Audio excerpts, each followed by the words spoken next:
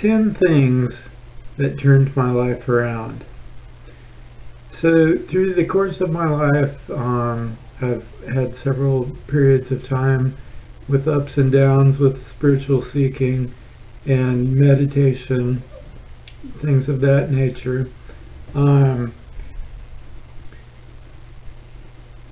But there's also down times when I was pretty much solely focused in this realm and not really faring all that well in it, not being all that happy, having a low vibration. Things that have kind of got me by is a constant belief in the spirit realm, and then a love of nature, and the respect for myself and for my health overall. And then I came to a point where I decided to really embark on a spiritual journey.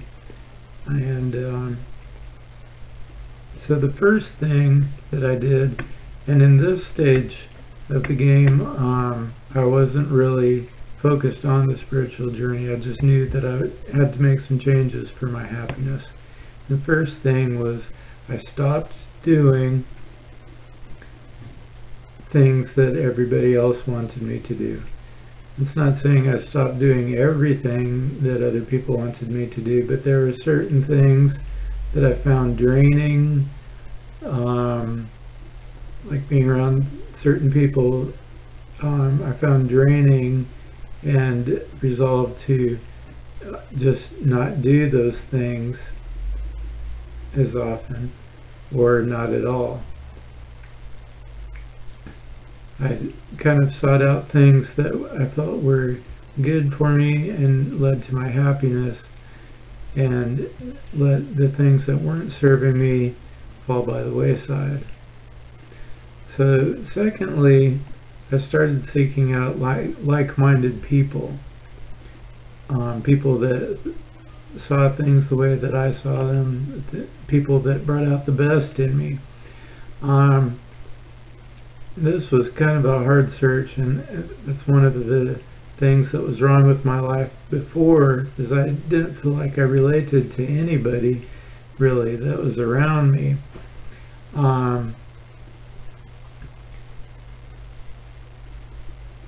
So some of those people I've gotten to know a little bit better and can relate better with now, and some of those people I can relate better to because I am more comfortable in my own skin. But I'm very grateful for embarking on this part of my journey, because it has led me to meet some friends that are very much like myself.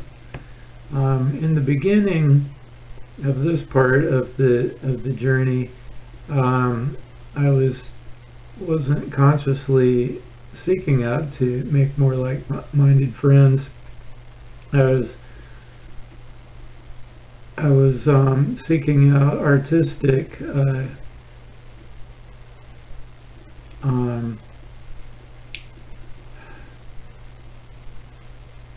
things to improve on an artistic idea that I had at the time, and this led me to a certain place where I got to talking to a person, and found that at that place there were people that I could identify with.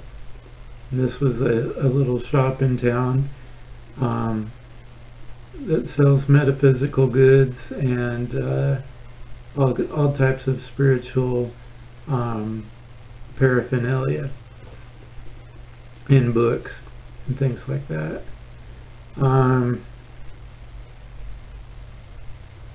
So this led me to one group of people that I started walking on a spiritual journey with, and it's helped. It's made all the difference. So thirdly, I allowed myself to go on my own path. I allowed myself to put together a spiritual work that worked for me. In my position, for me as an individual, what works for me is a combination of witchcraft, the Hindu religion, Buddhism, and a bit of the teachings of Jesus. And I've lumped this all together into a system that works for me. And some of it's not even in any of those categories. Some of it's just things that I've came up with through intuition and through letting nature flow through me and my own creativity. So the fourth thing I did was I buried my social anxiety. Before, I had severe problems with social anxiety, and it was a big hindrance in my life, and also led to some self-medicating, and which led to other bad behaviors. My 6th grade year in school, we moved to another town, and I had gone from having all the friends and all the love of, it seemed, everybody in the town that I knew, to moving to this new town, which was larger, and I had troubles making friends there. And for the first year, I didn't have any friends like my age in school, and I was made fun of a lot, and it just kind of scarred me to the point where I had social anxiety.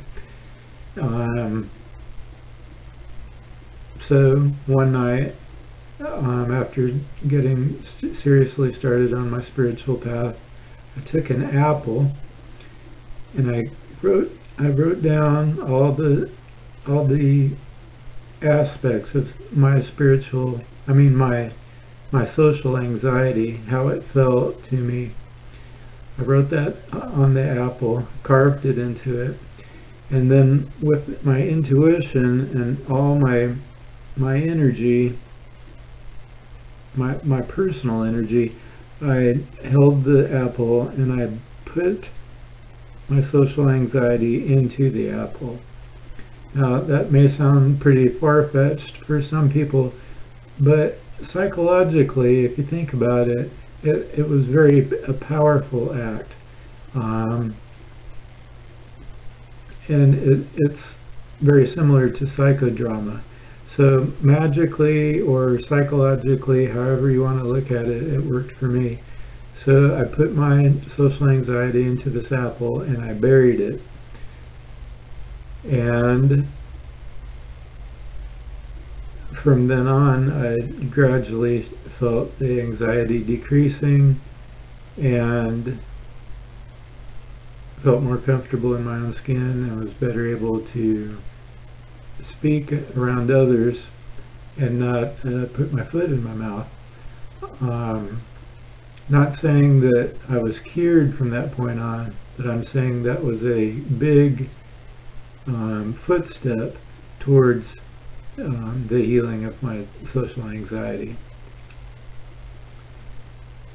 So the fifth thing that I did was I started seriously meditating, at least meditating once a day.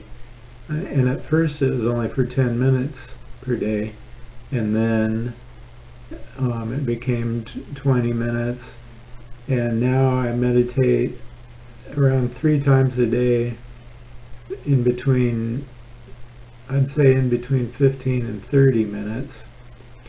And on some days I'd meditate off and on all through the day. Today's been a day like that. Meditation is a method of clearing your mind of all the excess thinking and images and things that pop up in your mind. When I meditate, it makes me feel like my mind is actually has been washed, not like brainwash where somebody's putting ideas into your head, but where my mind has been cleansed. It feels like my brain is floating on in the air. You know how sometimes when you've been thinking too much, your brain gets to like pulsing and feeling like it's swollen. Meditation makes me feel the exact opposite. And sometimes I reach just little points or little flashes here and there of losing touch of my thoughts, or not thinking, and not being conscious of physical sensations, and just completely just being in the here and now, and being at one with the universe. And that is a very blissful feeling. But for me at this point, it only lasts for 15 or 20 seconds at the most. But it's enough to give me insights in the rest of my life, and to change how I've been behaving in the rest of my life. I've been learning faster, and just I feel more in touch with the spirit realm and with the world around me. So the sixth thing I did was I stopped eating meat. I mostly stopped eating meat. I'm not going to lie to you. Every now and then I do eat some meat, mostly to not upset anybody in social situations, or just not have any awkward moments. Like if somebody's prepared a dinner for me and there's meat in it, I'll most likely go ahead and have a little bit of it. But for the most part, I haven't been eating meat. I feel like in our society today, there's no reason to kill meat. I mean, to kill animals just to eat. I think we have plenty of other resources available. I think that the fear of an animal that's being slaughtered for us to eat gets transferred into us to a degree, and I'd rather not have that in me. I've been feeling much more calm and much more healthy, and much more awake also, since I've stopped eating meat, and I think that's been very helpful. I've also been eating a lot of very good nutritious foods, trying not to overeat, and I think that's a big part of spirituality, is watching what you put in your body. Your body is your temple. It's where your soul resides. It's where the divine, it's a conduit for the divine. So you want to keep it in good shape as much as you can, so that the divine can flow through you.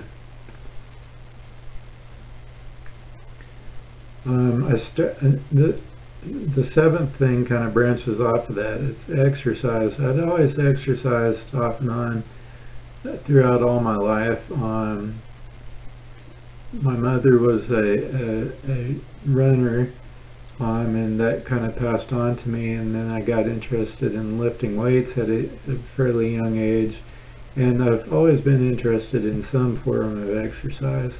But the thing that actually helped me in my spiritual path and with raising my vibration as far as exercise is concerned is making exercise a fun and playful activity, as opposed to some rigid, dogmatic thing that I had to do, or I felt like I had to do every day, and became more like, if I have time to do it, good. If I don't, that's fine too. And I practice yoga now and do more exercises with my own body weight.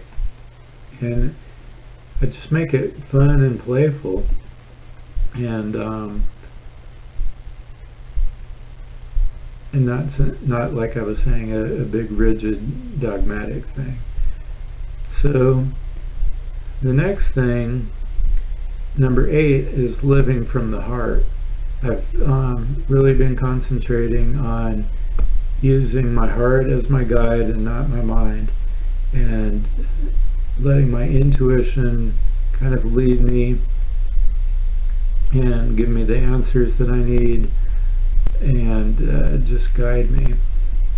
When I meditate sometimes, or actually more so when I'm doing my pranayama exercises, the breathing exercises, I picture on my inhalations the air and the energy filling my heart, and with my exhalations I picture my exhaust, so to speak, or my harmful energies that are in my heart leaving it, and I picture my heart filling more and more with a glow,